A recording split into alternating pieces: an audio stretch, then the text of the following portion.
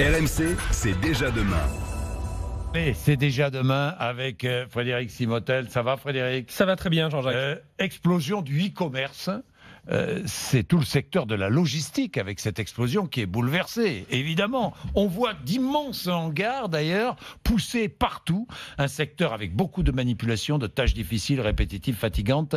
La technologie est en train de révolutionner ce secteur. Oui, on peut visiter ça à 2 pas des studios d'RMC là, pendant quelques jours au Parc Expo de la Porte de Versailles. C'est la Semaine internationale transport et logistique. Donc on y découvre un peu toutes les innovations. Alors on parle évidemment d'Internet des objets, mais on découvre aussi beaucoup tout ce qui est autour de la robotique, les exosquelettes, les drones, les robots palettiseurs, les autres chariots autoguidés. Des robots palettiseurs, ouais, des drones même à l'intérieur des hangars. Oui, c'est exactement ça. Oui. Alors on a derrière tout ça, on a des gains de productivité, etc. Mais on a surtout davantage de sécurité, davantage d'ergonomie aussi pour les opérateurs humains, parce que c'est vraiment là-dessus qu'on travaille. Là, vous voyez à l'écran, on voit ces robots. C'est la société française Exotech qui fait ça. Donc c'est des robots qui vont sillonner comme ça tout l'entrepôt pour éviter les 15 km quotidiens que peut faire un opérateur humain. Donc c'est le robot qui va le faire. En programme, il va chercher au 3e étage. Voilà, pour les entrepôts équipés. Sur les étagères les plus hautes, il va chercher tel ou tel objet. Voilà, il va aller chercher tout ça. Donc on voit ce type de... Et c'est vraiment en train d'équiper. Ils sont chez Cdiscount, là, le e-commerçant a équipé ses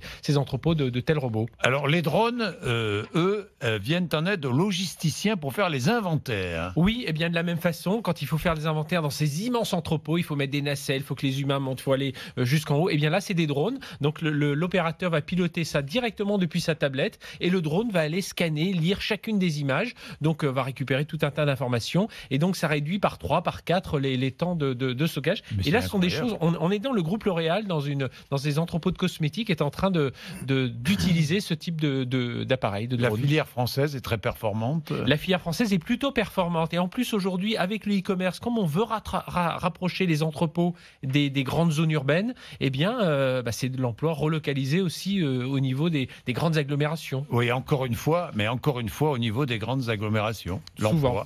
Encore une fois, ce qu'on a constaté avec les Gilets jaunes, vous corroborez tout cela. C'est-à-dire qu'il y a vraiment une fracture entre les grandes agglomérations où il y a du boulot, où quand on perd son boulot, on retrouve du boulot très vite, et puis des zones où malheureusement, quand on perd son travail, on ne retrouve pas de travail. Problème à la fois de mobilité et problème économique, géographique important. L'exosquelette, eh bien là aussi... c'est pour aider le salarié, ça. C'est pour aider le salarié, voilà. Donc dans ces entrepôts logistiques, pour porter des charges plus lourdes grâce à ces armatures, et puis aussi pour bouger, aussi pour faire moins d'efforts. Enfin voilà, tout est fait pour collaborer et tout est fait pour on parle même plus de robots, on parle de cobots, c'est-à-dire de la collaboration entre hommes et robots. C'est vraiment là-dessus qu'insistent ces entreprises françaises, notamment de technologie.